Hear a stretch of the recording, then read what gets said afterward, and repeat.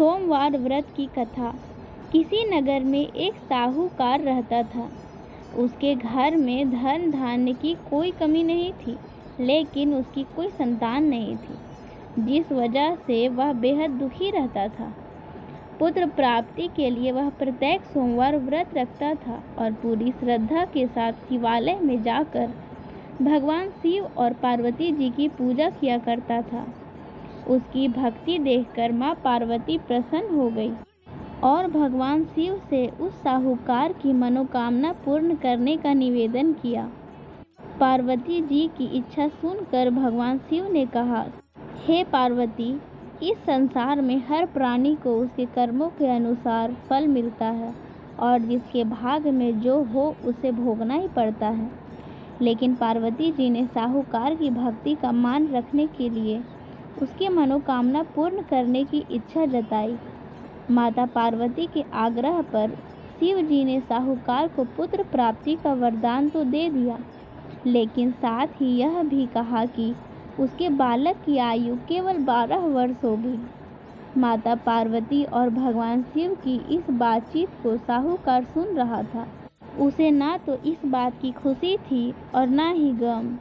वह पहले की भांति शिव जी की पूजा करता रहा। कुछ समय उपरांत साहूकार के घर एक पुत्र का जन्म हुआ। जब वह बालक 11 वर्ष का हुआ तो उसे पढ़ने के लिए काशी भेज दिया गया। साहूकार ने पुत्र के मामा को बुलाकर उसे बहुत सारा धन दिया और कहा कि तुम इस बालक को काशी विद्या प्राप्ति के लिए ले जाओ और मार्ग में यज्ञ कराओ। जहाँ भी यज्ञ कराओ वहीं पर ब्राह्मणों को भोजन कराते हुए और दक्षिणा देते हुए जाना। दोनों मामा भांजे इसी तरह यज्ञ कराते और ब्राह्मणों को दान दक्षिणा देते काशी की ओर चल पड़े। रात में एक नगर पड़ा जहाँ नगर के राजा की कन्या का विवाह था, लेकिन जिस राजकुमार से उसका विवाह होने वाला था वह एक आंख का अंधा था। राजकुमार के पिता ने अपने पुत्र के काना होने की बात को छुपाने के लिए एक चाल सोची। साहूकार के पुत्र को देखकर उसके मन में एक विचार आया। उसने सोचा, क्यों ना इस लड़के को दूल्हा बनाकर राजकुमारी से विवाह करा दूं। विवाह के बाद इसको धन देकर विदा कर दूंगा और राजकुमारी को अपने नगर ले जाऊंगा। लड़के को दूल्हे का वस्त्र पहनाकर राजकुमारी से विवाह कर दिया गया, लेकिन साहूकार का पुत्र एक ईमानदार शख्स था। उसे यह बात न्यायसंगत नहीं लगी। उसने अवसर पाकर राजकुमारी की चुन्नी के पल्ले पर लिखा कि तुम्हारा विवाह मेरे साथ हुआ है, लेकिन जिस राजकुमार के संग तुम्हें भेजा जाएगा वह एक आंख से काना है। मैं तो काशी पढ़ने जा रहा हूँ। जब राजकुमारी ने चुन्नी पर लिखी बातें पढ़ी तो उसने अपने माता पिता को यह बात बताई। राजा ने अपनी पुत्री को विदा नहीं किया, जिससे बारात वापस चली गई। दूसरी ओर साहूकार का लड़का और उसका मामा काशी पहुँचे और वहां जाकर उन्होंने यज्ञ किया। जिस दिन लड़के की आयु 12 साल की हुई उसी दिन यज्ञ रखा गया। लड़के ने अपने मामा से कहा कि मेरी तबीयत कुछ ठीक नहीं है। मामा ने कहा कि तुम अंदर जाकर सो जाओ। शिव जी के वरदान अनुसार कुछ ही क्षणों में उस बालक के प्राण निकल गए। मृत भांजे को देख उसके मामा ने विलाप शुरू किया।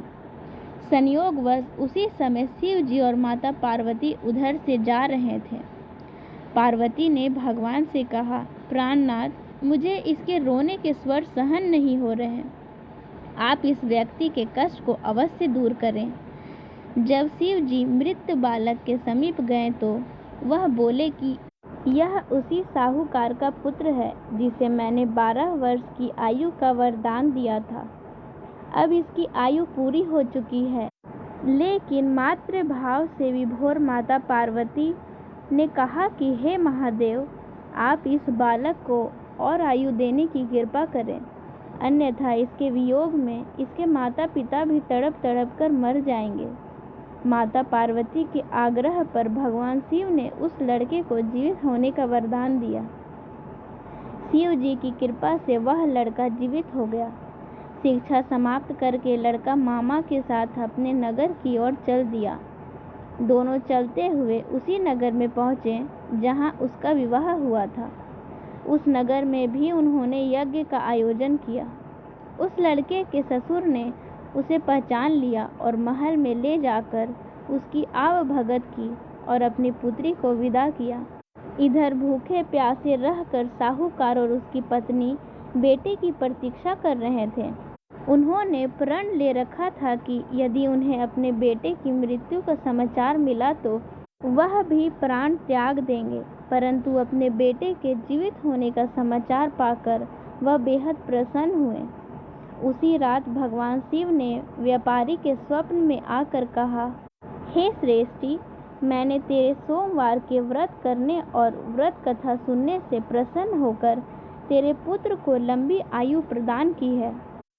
यह स्वप्न देखने के पश्चात जब साहूकार नींद से जागता है तो वह यह बात अपनी पत्नी को बताता है और उसके बाद उसके अगले सुबह भगवान की धूमधाम से पूजा करता है और पूरे नगर में भंडारा करवाता है और दान दक्षिणा देकर ब्राह्मणों की सेवा करता है। और भगवान की कृपा से साहूकार के जीवन में किसी भी प्रकार का कोई कष्ट नहीं रहता है।